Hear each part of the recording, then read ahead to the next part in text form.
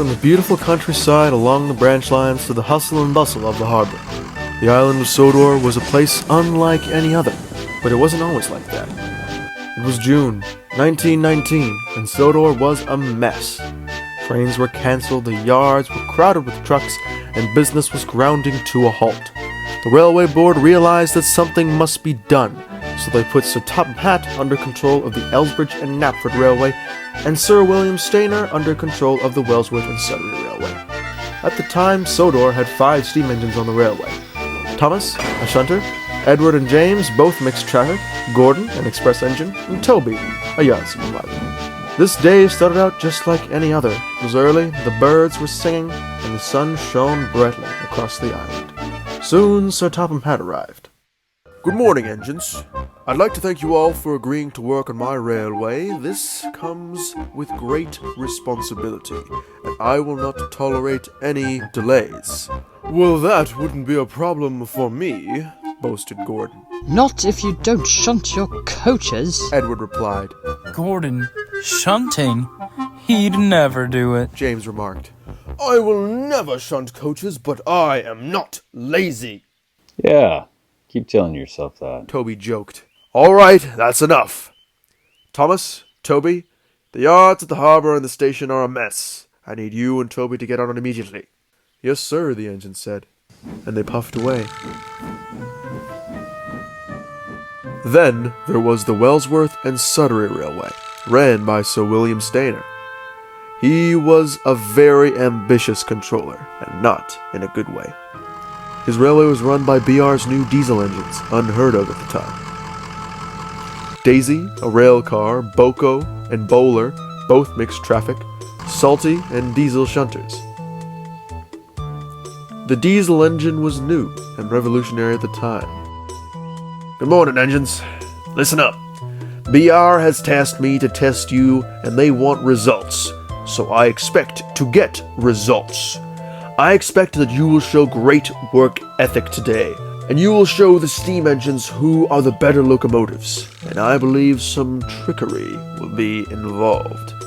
The diesels laughed. This should be easy. We are superior to them, Diesel remarked. I wouldn't be so pepped up like that. One thing I learned from the sea is anything can happen, said Salty. Well, I don't think so, Daisy argued. After working around steam engines for a while, they'd never see it coming. Yes, indeed, Boko, and I know just the way to do it, he said. Thomas and Toby were busy in the yard all day.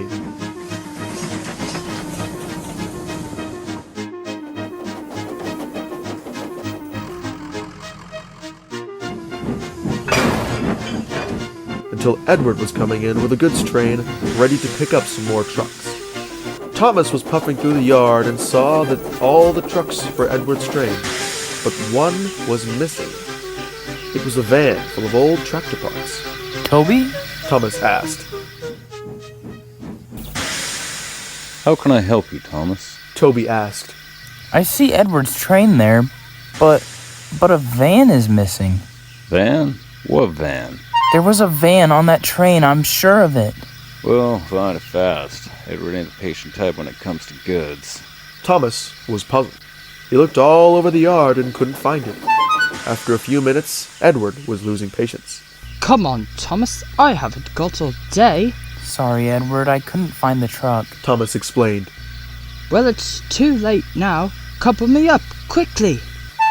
Thomas wasted no time, but it wouldn't change the fact that Edward was late to Wellsworth, where Sir Topham Hatt and Boko were waiting. Edward tried to explain himself, but it was no good. What a shame the steam engine was late, said Boko. It wasn't my fault. I'm sorry I don't have time to talk. I have to be on time, Boko interrupted, and he rattled away. I hope you have a good reason for this. Edward explained what happened to Sir Topham Hatt, and he had a few words with Thomas. Needless to say, Thomas was on garbage duty for the next few days. Thomas was miserable. As time went on, more and more coaches and trucks were missing, and the whole time diesels laughed at them all.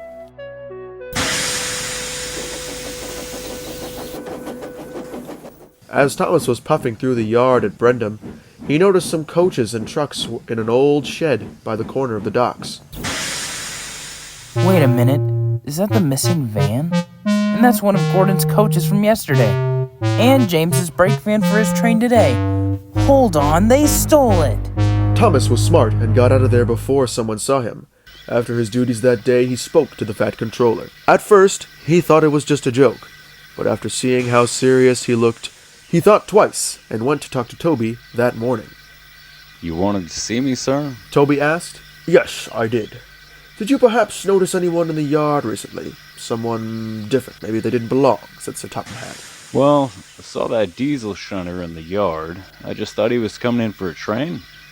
Matter of fact, Boko and Bowler were there too on the other days. At once both of them realized. Sir Topham Hatt called the police, who began an investigation and found the missing van and rolling stock.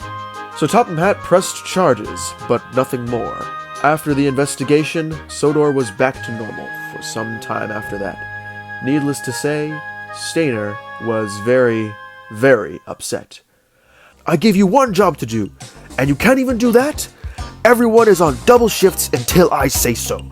All of you, get out of my sight!